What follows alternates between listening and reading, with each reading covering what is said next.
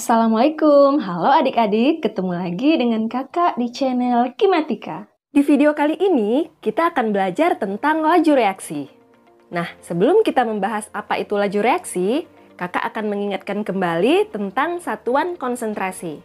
Satuan konsentrasi yang akan kita bahas di sini adalah molaritas. Kenapa molaritas? Karena nanti yang akan kita gunakan pada persamaan laju reaksi adalah satuan konsentrasi molaritas. Oke, langsung saja. Molaritas adalah jumlah mol zat terlarut dalam 1 liter larutan. Biasanya, molaritas dilambangkan dengan huruf M besar atau tanda kurung siku seperti ini, yang dibaca konsentrasi. Kemudian untuk mencari molaritas atau konsentrasi, kita bisa menggunakan rumus M sama dengan mol per volume. Volume yang kita gunakan di sini satuannya harus liter ya. Atau kalau misal yang diketahui itu adalah massa atau gram zat terlarutnya, maka rumus yang kita gunakan adalah M sama dengan gram per mr dikali 1000 per volume. Volume di sini satuannya harus mililiter. Sekarang kita lanjut ke pengertian laju reaksi. Laju reaksi adalah besarnya penambahan konsentrasi hasil reaksi atau konsentrasi produk per satuan waktu. Atau laju reaksi juga bisa diartikan sebagai besarnya pengurangan konsentrasi preaksi atau konsentrasi reaktan per satuan waktu. Jadi laju reaksi itu adalah seberapa banyak konsentrasi produk yang bertambah per satuan waktu atau seberapa banyak konsentrasi reaktan yang berkurang per satuan waktu. Contoh, kakak ada reaksi A ditambah B menghasilkan C ditambah D. Masing-masing berwujud gas. Di mana A dan B itu adalah reaktan, kemudian C dan D itu adalah produk. Kemudian kita misalkan koefisien dari masing-masing zat ini adalah P, Q, R, dan S.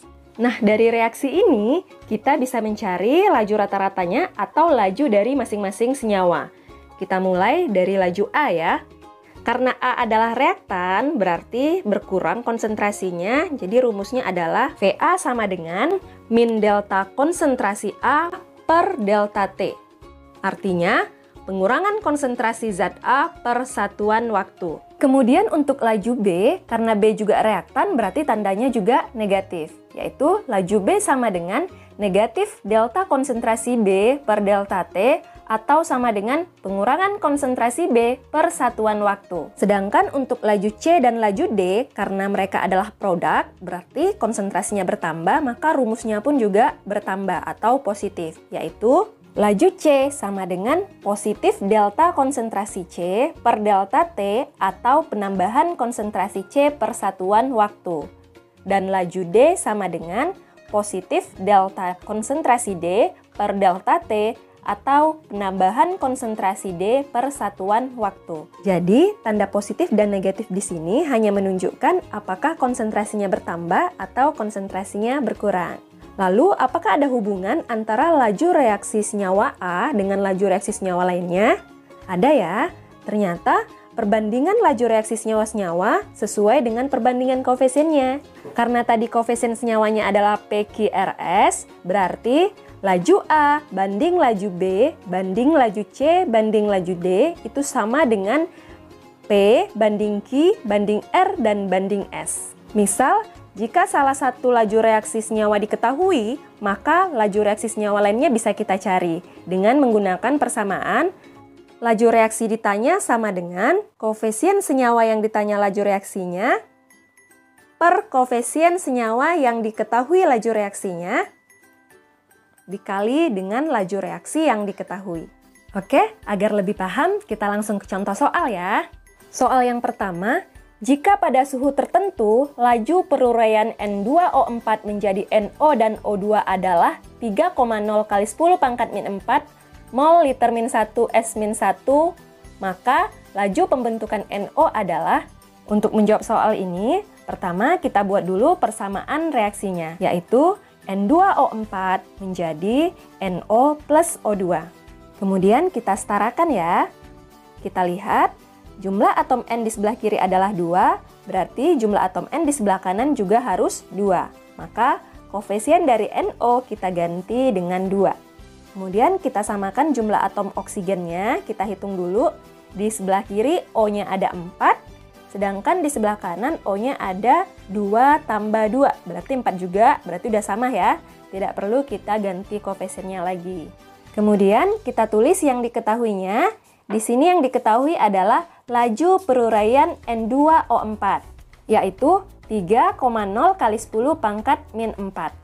Yang ditanya apa? Yang ditanya adalah laju pembentukan NO. Nah, laju NO berarti bisa kita cari menggunakan persamaan tadi ya, yaitu laju reaksi yang ditanya, berarti laju NO, sama dengan koefisien yang ditanya lajunya, yaitu 2, per koefisien yang diketahui lajunya, yaitu 1, dikali nilai laju yang diketahui, yaitu 3,0 kali 10 pangkat min 4.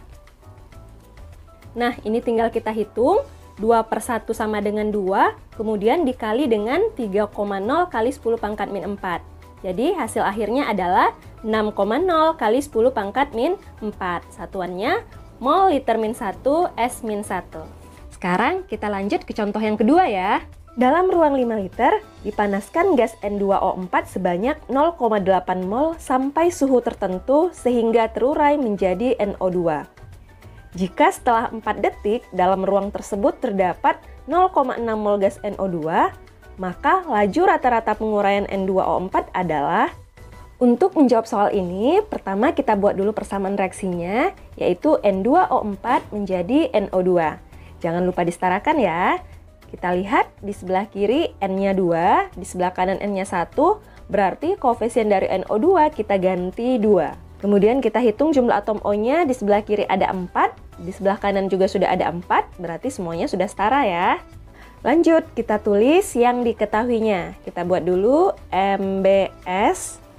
M itu mula-mula, B itu bereaksi atau terurai, dan S ini adalah sisa. Kita lihat di soal, dalam ruang 5 liter dipanaskan gas N2O4 sebanyak 0,8 mol.